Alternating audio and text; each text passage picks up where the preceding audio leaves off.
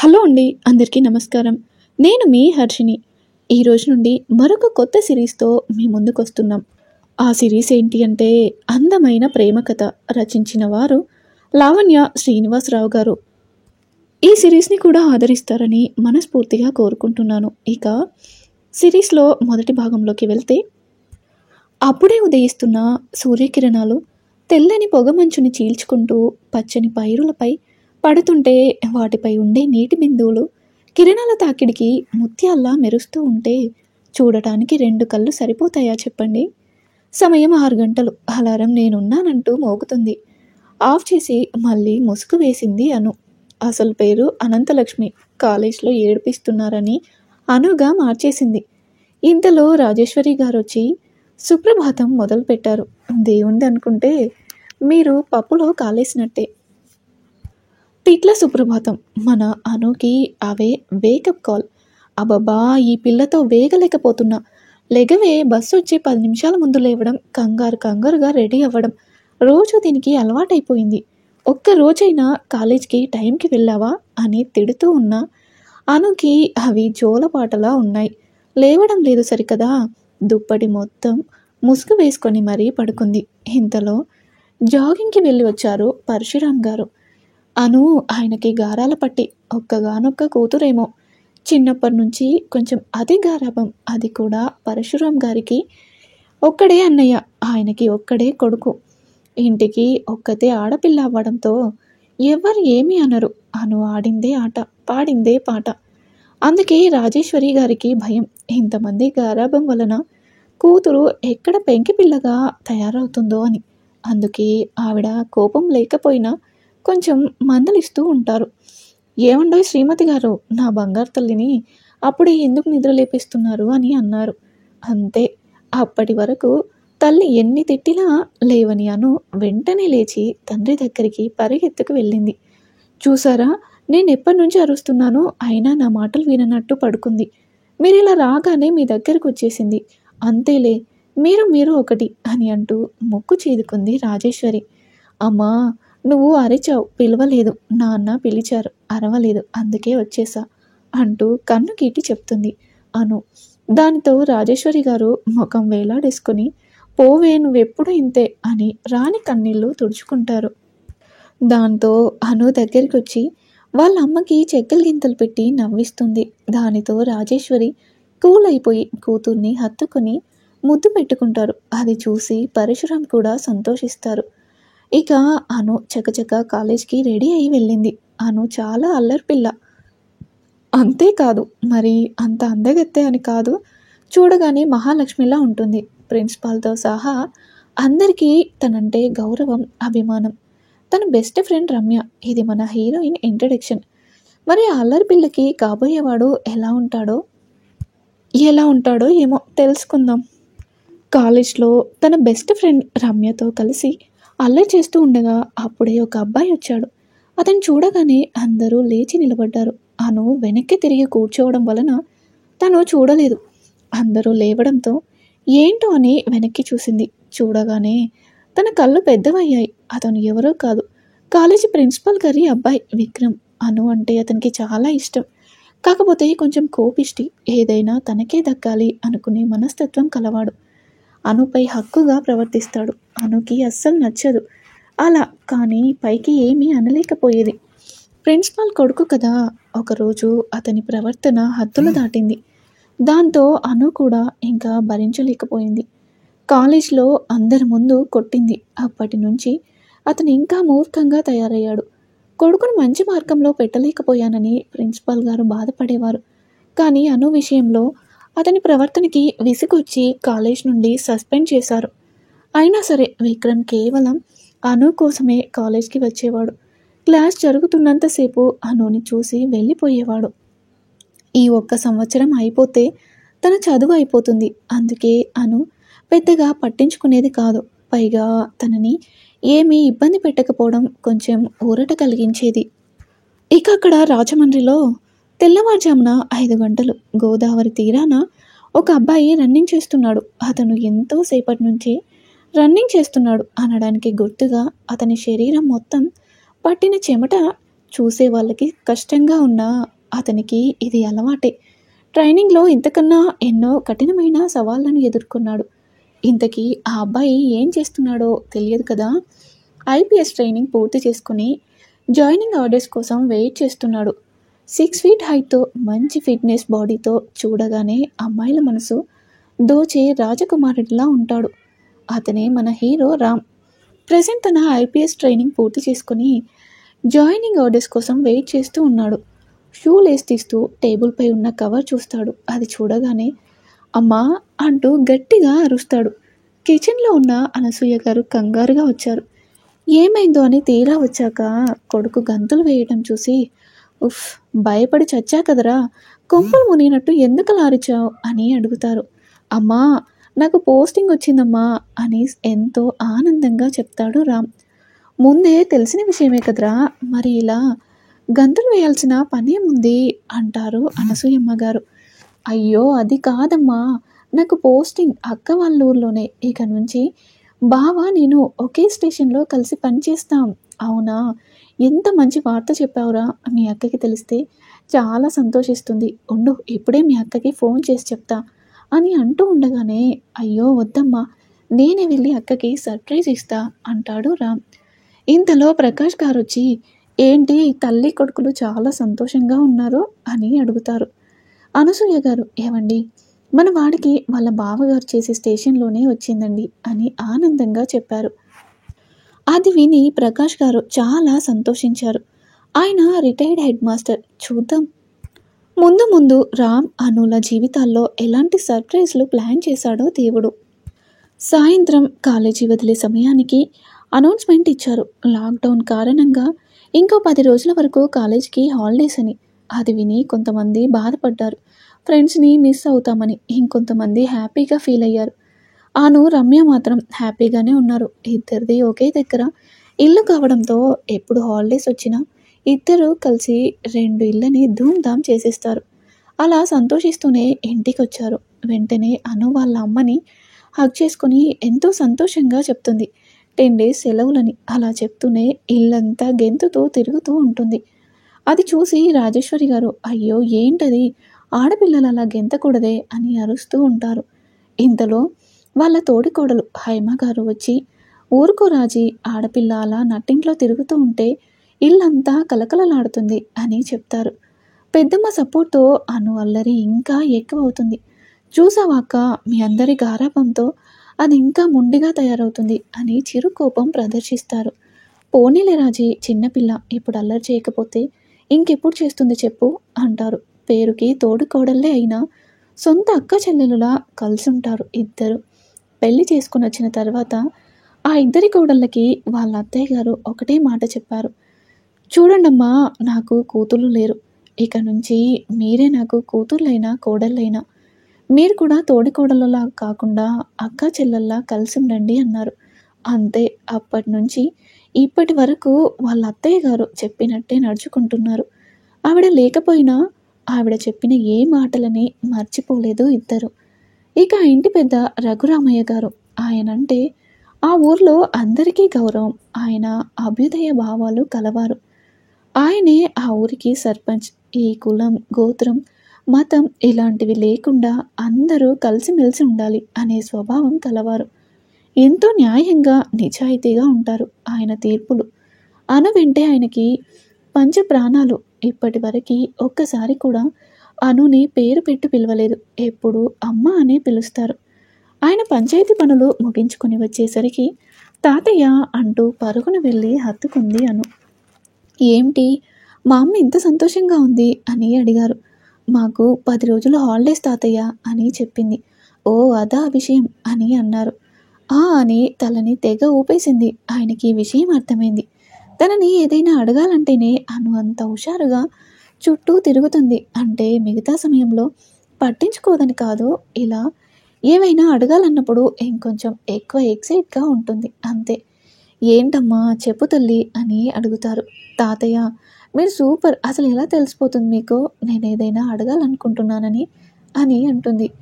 అమ్మ గురించి నాకు తెలియదా, చెప్పు విషయం ఏంటో. అది తాతయ్య, ఈ 10 రోజులు అన్నయ్య వాళ్ళ ఇంటికి వెళ్తాను. ప్లీజ్ అమ్మకి మీరే చెప్పండి వద్దు అంటుంది అని ఇన్నోసెంట్గా అడుగుతుంది. ఇదన్నమాట అసలు విషయం. సరేలే నేను అమ్మకి చెప్తాలే వెళ్దూ కానీ. నిజంగా థ్యాంక్స్ తాతయ్య. అది సరే కానీ మీ అమ్మ ఎందుకు వద్దన్నది అని అడుగుతారు తాతయ్య. అదేమో మరి తాతయ్య అని చెప్తూ ఉండగా, ఏంటి నేను వద్దన్నానని మీ తాతయ్య గారి దగ్గరికి వచ్చావా కాక పట్టడానికి అని కసురుకుంటారు రాజేశ్వరి.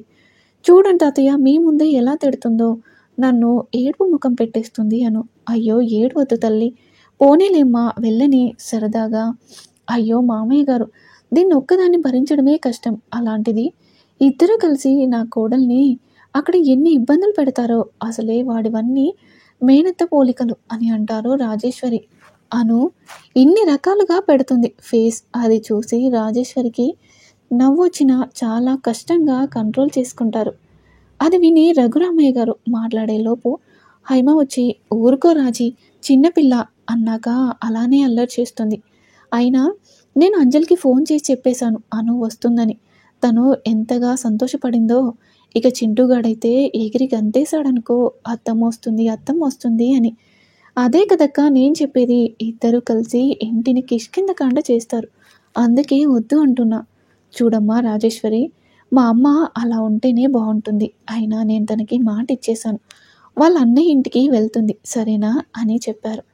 మావయ్య గారే అలా చెప్పాక ఇంకా రాజేశ్వరి ఏమీ అనలేకపోయింది. అది చూసి వాళ్ళ అమ్మను ఎక్కిరించింది అను. అది రాజేశ్వరి చూసినా ఏమీ అనలేదు. నిజానికి ఆవిడకి అను అల్లరి చేస్తుందని కాదు, తనని చూడకుండా ఉండలేక అలా అన్నది. అన్నయ్య అంటే అను పెద్దనాన్నగారి అబ్బాయి. తన పేరు ఈశ్వర్. పెళ్ళయి ఒక బాబు ఉన్నాడు. ప్రజెంట్ వేరే ఊర్లో ఏసీపీగా వర్క్ చేస్తున్నాడు. ఇక రామ్ తన లగేజ్ ప్యాక్ చేసుకుంటున్నాడు. ఇంతలో అనసూయ వచ్చి, ఇదిగోరా ఈ లడ్డూలు బాక్స్ కూడా పెట్టుకో, అక్కకి చాలా ఇష్టం అని ఇస్తుంది. అన్నింటినీ జాగ్రత్తగా ప్యాక్ చేసుకుని ఒక పక్కన పెట్టుకున్నాడు. అనసూయ రామ్ని అలానే చూస్తూ ఉంది. ఏంటమ్మా అలా చూస్తున్నావు అని అడిగాడు. ఏం లేదురా, చిన్నప్పుడు నేను బ్యాగ్ సర్దితేనే కానీ స్కూల్కి వెళ్ళని వాడివి, ఇప్పుడు ఇలా అన్నీ నువ్వే సర్దుకునేంత పెద్దవాడివి అయిపోయావు. ఎప్పుడు నిన్ను వదిలిపెట్టి ఉన్నది లేదు. మీ అక్క ఎప్పుడైనా సెలవులకి మీ అమ్మమ్మ ఇంటికి వెళ్ళినా నువ్వు అస్సలు ఎప్పుడు నేను వదిలి ఉండేవాడివి కాదు. అలాంటిది ఇప్పుడు ఉద్యోగం కోసం వెళ్తుంటే ఏదోలా ఉందిరా అంటూ కళ్ళు తుడిచేసుకుంటారు. అది విన్నరా గది బయట నుండి వింటున్న ప్రకాష్ గారు ఒక్కసారిగా బాధపడతారు. ముందుగా ప్రకాష్ గారు వచ్చి, ఏంటిది అను, వాడేమీ పెళ్లి చేసుకుని అత్తారింటికి వెళ్ళడం లేదు కదా, వాడి కలను నిజం చేసుకుంటున్నాడు. అసలైతే మనం గర్వపడాలి మన రామ్ని చూసి. మనం ఐపీఎస్ ఆఫీసర్కి తల్లిదండ్రులం, అర్థమైందా అని అడుగుతారు. అది విన్న అనసూయ, నిజమేనండి, నేను అనవసరంగా మీ ఇద్దరిని బాధ పెట్టాను అని అంటారు. లేదమ్మా నువ్వేం బాధ పెట్టలేదు, అయినా మన వాళ్ళతో కాకపోతే ఇంకెవరితో చెప్పుకుంటాం, నువ్వే చెప్పు అని అంటాడు రామ్. సరేరా మన మాటలు ఇలాగే ఉంటాయి, కానీ నువ్వు కాసేపు మీ ఫ్రెండ్స్ దగ్గరికి వెళ్ళిరారా, మళ్ళీ డ్యూటీలో జాయిన్ అయితే నీకు ఖాళీయే ఉండదు. నిజమే నాన్న, ఈ మధ్య వాళ్ళని అస్సలు కలవడమే కుదరలేదు, కొంచెం సేపు వెళ్ళి వస్తాను అని వెళ్తాడు రామ్. తను వెళ్ళగానే, ఏంటను నువ్వు అలా బాధపడితే, వాడు ఎలా వెళ్తాడు చెప్పు, అయినా వాడు ఎక్కడికి వెళ్తున్నాడు, వాళ్ళ అక్క దగ్గరికే కదా, ఇక్కడ నువ్వెలా చూసుకుంటావో అక్కడ కూడా అంత జాగ్రత్తగా చూసుకుంటుంది మన అమ్మాయి. నీకు ఆ నమ్మకం లేదా అని అంటారు. టాపిక్ చేంజ్ చేయాలనే ఉద్దేశంతో, ఊరుకోండి అవే మాటలు, నా కూతురు మీద నాకు నమ్మకం లేకపోవడం ఏమిటి అని ముద్దుగా కసురుకొని నవ్వుతారు. అది అలా నవ్వుతూ ఉండు, వాడు కూడా హ్యాపీగా వెళ్తాడు సరేనా అంటే అలాగేనండి అంటుంది అనసూయ. రామ్ అను ఇద్దరు వాళ్ళ ప్రయాణానికి ఏర్పాట్లు చేసుకోవడంలో బిజీగా ఉన్నారు. అను అందరినీ ఒప్పించడంతో ఇంకా ఏ దిగులు లేకుండా హ్యాపీగా తన లగేజ్ సర్దుకుంటుంది. అప్పుడే రమ్య అక్కడికి వస్తుంది. ఏంటి ఈ 10 రోజులు మనం ఫుల్గా ఎంజాయ్ చేద్దాం అనుకున్నాగా, ఇప్పుడేంటి నువ్వు ఇలా బట్టలు సర్దుతున్నావు అని బుంగమూతి పెట్టుకుని అడుగుతుంది. ఇప్పుడు మాత్రం ఏమైందే, మన ఎంజాయ్మెంట్కి ఏ డోకా లేదు, ఫుల్గా కుమ్మేద్దాం సరేనా. ఎలానే నువ్వేమో హ్యాపీగా మీ అన్నయ్య వాళ్ళ ఊరు వెళ్తున్నావు, నేనేమో ఇక్కడ ఒక్కదాన్నే ఉండాలి అని బాధపడుతూ కూర్చుంది. అయ్యో పిచ్చి మొద్దు, వెళ్తున్నాను కాదు వెళ్తున్నాం, మనం ఇద్దరం, అర్థమైందా అని చెప్పింది అను. నేనా, ఎలానే మా ఇంట్లో ఒప్పుకోవద్దు, వాళ్ళని అడగాలి కదా. హలో మేడం గారు, మీకు ఆ దిగులు ఏమీ వద్దు, అంకుల్ ఆంటీని ఆల్రెడీ నేను అడిగేశా, వాళ్ళు ఒప్పేసుకున్నారు. నీ లగేజ్ ప్యాకింగ్ కూడా అయిపోయింది సరేనా అంది. అంతే. రమ్య ఒక్కసారిగా నిజంగా ఎప్పుడొచ్చావే మా ఇంటికి? అమ్మ నాన్న ఒప్పుకున్నారా? అసలు నాకు చెప్పనే లేదు వాళ్ళు అని అరుస్తూ అడుగుతుంది. దాంతో అను 2 చెవులు గట్టిగా మూసుకొని, వామ్మో ఏంటే ఆ అరుపులు? నేను కాబట్టి తట్టుకున్నాను. అదే ఇంకొకరైతే ఏమైపోయేవారో అంటూ సాడ్‌గా ఫేస్ పెట్టి పైకి చూస్తుంది. ఏమైందే అలా చూస్తున్నావు? అని అడుగుతుంది రమ్య. ఏం లేదే ఫ్యూచర్‌లో నీ హస్బెండ్ పరిస్థితి తలుచుకుంటేనే బాధగా ఉంది అని సమాధానం చెప్తుంది. ఓహో! అంటూ అను ఏమన్నదో ఒక్కసారి రివైండ్ చేసుకుంది రమ్య. అంతే. నిన్ను అంటూ అను వెనకాల పడింది. అది ముందే పసిగట్టిన అను కిందకి పరుగు తీసింది. బయటికి వెళ్ళిన రామ్ సాయంత్రం వరకు సరదాగా ఫ్రెండ్స్‌తో తిరుగుతూ గడిపేశాడు. తిరిగి తిరిగి కాళ్ళ నొప్పులొచ్చి పార్కుకి వెళ్ళి బెంచిపై కూర్చున్నారు. ఇంకేంట్రా రామ్ విశేషాలు అని అడిగాడు ఒక ఫ్రెండ్. ఏముంటాయిరా, మనోడు పోలీస్ కదా, ఇక నుంచి బాగా బిజీ అయిపోతాడు. ఇంకో 1 డేలో జాయినింగ్. డ్యూటీలో జాయిన్ అయితే ఇంకా అస్సలు ఖాళీనే ఉండదు. అందుకే మనకి ఇలా ఈరోజు రాసిచ్చేశాడు. ఏరా అంతేనా అని అంటాడు ఇంకో ఫ్రెండ్. దానికి రామ్ అందంగా చిన్న నవ్వు నవ్వుతాడు. అది విన్న మిగతా ఫ్రెండ్స్, ఏరా మావా నిజమా? చెప్పలేదేంట్రా? మాకైతే ఈ నైట్కి ఫుల్ పార్టీరా అంటూ అరుస్తూ ఉంటారు. వెంటనే రామ్, రేయ్ పోలీస్‌నే పార్టీ అడుగుతున్నారా జాగ్రత్త అంటూ నవ్వుతూ వేలు చూపిస్తాడు. ఏం పర్లేదు, అడిగేది మా బావనేగా, వాడు పోలీస్ కాకముందే మా ఫ్రెండ్, సో మాకేం భయం లేదు అంటూ నవ్వుతూ కళ్ళెగరేస్తారు అందరూ. రామ్ కూడా అందంగా నవ్వుతాడు వాళ్ళతో పాటు. తన వంకే చూస్తున్న వాళ్ళని చూసి, ఏంట్రా ఏమైంది అలా చూస్తున్నారు అని అడుగుతాడు రామ్. ఏం లేదురా, నువ్వు నవ్వుతుంటే చాలా బాగుంటుందిరా, అందుకే అలా చూస్తున్నాం అంటూ చెప్తారు వాళ్ళు. కదా అంటూ పక్క నుంచి ఒక వాయిస్ వినిపిస్తుంది. అందరూ ఒక్కసారిగా వాయిస్ వినిపించిన పక్కకి తిరుగుతారు. ఒక అందమైన అమ్మాయి నిలబడి ఉంటుంది. మంచి స్కిన్ టోన్తో రెడ్ టాప్ బ్లూ జీన్స్ వేసుకొని హెయిర్ వదిలేసి కొంచెం హెవీ మేకప్తో కళ్ళకు గ్లాసెస్ పెట్టుకొని స్టైల్గా నిలబడి వీళ్ళనే చూస్తూ ఉంటుంది. తనను చూడగానే రామ్ కొంచెం సీరియస్ మూడ్లోకి వచ్చేస్తాడు. చూసావా రామ్, నేను ఎప్పుడూ అదే చెప్తాను, నువ్వు నవ్వితే బాగుంటావని. ఇప్పుడు నీ ఫ్రెండ్స్ కూడా చెప్తున్నారు, నవ్వచ్చు కదా అంటూ దగ్గరికి రాబోతుంది. వెంటనే రామ్ చెయ్యి చూపి ఆగమని సైగ చేస్తాడు. ఏంటి రామ్, నేను ఇంతలా వెంట పడుతున్నా అస్సలు పట్టించుకోవు, నేను చూస్తేనే చాలు అనుకునే వాళ్ళు ఎంతమంది ఉన్నారో తెలుసా? వాళ్ళందరినీ కాదని 2 సంవత్సరాలుగా నీ వెంట పడుతుంటే నువ్వేమో నన్ను పట్టించుకోవు అంటుంది. చూడు తనుజా, నేను నీకు ఫస్ట్లోనే చెప్పాను, నాకు నీకు సెట్ అవ్వదని. అయినా సరే నువ్వు ఇలా మాట్లాడుతుంటే నీకెలా ఉందో కానీ నాకు మాత్రం చాలా చిరాగ్గా ఉంది అని అంటాడు. రామ్ ఎంత తిడుతున్నా తనుజ మాత్రం తనని అలా చూస్తూనే ఉంటుంది. అది చూసిన రామ్ చిరాగ్గా చూసి వెళ్ళిపోతాడు. నీలో ఈ యాటిట్యూడ్ అంటేనే పిచ్చి రామ్, ఇంతలా వెంటపడుతున్నా అస్సలు అడ్వాంటేజ్ తీసుకో. అదే నీ ప్లేస్లో ఇంకొకరుంటే ఎలా ఉండేవారో తెలియదు, కానీ నీలా మాత్రం అస్సలు ఉండరు. అందుకే నీకోసం ఏదైనా చేయాలనిపిస్తుంది, ఎలా అయినా నిన్ను దక్కించుకోవాలనిపిస్తుంది అంటూ కన్నింగా నవ్వుతుంది. పార్కింగ్ ప్లేస్కి వచ్చి కోపంగా బైక్ తీస్తున్న రామ్ని చూసి, రే రామ్, నిజంగా ఆ అమ్మాయి మీద నీ ఒపీనియన్ ఏంట్రా అని అడుగుతారు తన ఫ్రెండ్స్. అంటే ఏంట్రా మీ ఉద్దేశం అని కొంచెం సీరియస్గా అంటాడు రామ్. అయ్యో అదే కాదురా అంటూ తడబడతారు వాళ్ళు. అనవసరంగా వీళ్ళని కోపడుతున్నాను అని మనసులో అనుకుని, సారీరా అనవసరంగా మీ మీద అరిచాను అంటాడు. ఏంట్రా ఏదో పరాయి వాళ్ళకి చెప్పినట్టు సారీ చెప్తున్నావు, నువ్వు తిట్టడం కాదు, కొట్టినా మేమేమనుకోం, అర్థమైందా అంటూ నవ్వుతారు తన మూడ్ మార్చాలని. దాంతో రామ్ కూడా నెమ్మదిస్తాడు. సరే రామ్, నేను ఇంకా ఇంటికి వెళ్తాను, అమ్మ ఏదో చూస్తూ ఉంటుంది అని అంటాడు. ఓకే రా, మేము వెళ్తాము అని వాళ్ళు బయలుదేరుతారు. వెళ్ళే వాడల్లా ఆగి, రే నైట్కి వచ్చేయండి అని చెప్తాడు. అంతే. ఆ మాటలు వినగానే వాళ్ళ ముఖాలు 1000 వాట్స్ బల్బులా వెలిగిపోతాయి. నిజంగానా మావా అంటూ, సరేరా తొందరగా వచ్చేయి అని చెప్పి హుషారుగా వెళ్ళిపోతారు. వెళ్తున్న వాళ్ళని చూస్తూ ఇడియట్స్ అని చిన్నగా నవ్వుకొని రామ్ కూడా వెళ్ళిపోతాడు. ఇక ఇక్కడ అను రమ్య పరిగెత్తి పరిగెత్తి అలసిపోతారు. ఇద్దరు ఒకరినొకరు చూసుకుంటూ నవ్వుకుంటారు. కొంత సమయం తర్వాత, ఇప్పుడు చెప్పవే అసలు ఎప్పుడొచ్చావు మా ఇంటికి, ఏమని ఒప్పించావు అమ్మ నాన్నని అని అడుగుతుంది రమ్య. ఇందాకే వచ్చానే, నువ్వు డాబా పైన బట్టలు తీయడానికి వెళ్ళావు, అప్పుడే వచ్చి ఆంటీ అంకుల్కి చెప్పి ఒప్పించా. అప్పుడే నీ బట్టలు కూడా సర్దేసి తెచ్చేసా. అవునా, మరి నాతో అమ్మ వాళ్ళు ఏం చెప్పలేదేంటే? ఓ అదా, నేనే చెప్పొద్దన్నాను నీకు సర్ప్రైజ్ ఇవ్వాలని. అయినా నువ్వు రూమ్లోకైనా వెళ్ళావా అసలు అని అను అంటే, లేదే కిందకి రాగానే నువ్వు వెళ్తున్నావని చెప్పింది అమ్మ. వెంటనే నీ దగ్గరకు వచ్చేసాను అంటుంది రమ్య. అది విన్నాను. మై చెప్పి బేబీ అంటూ రమ్య రెండు బుగ్గలు లాగుతుంది. ఆ ఏంటే, నేనేమి నీ మొగుడిని కాదు ఇలా లాగేస్తున్నావు అని రమ్య అంటే, నా మొగుడైతే ఇలా బుగ్గలు లాగను అని అంటుంది అను. అవునా, మరి ఇంకేం చేస్తావే అంటే, ఏం చేస్తానా చూడు అంటూ రమ్య బుగ్గ కొరికేస్తుంది అను.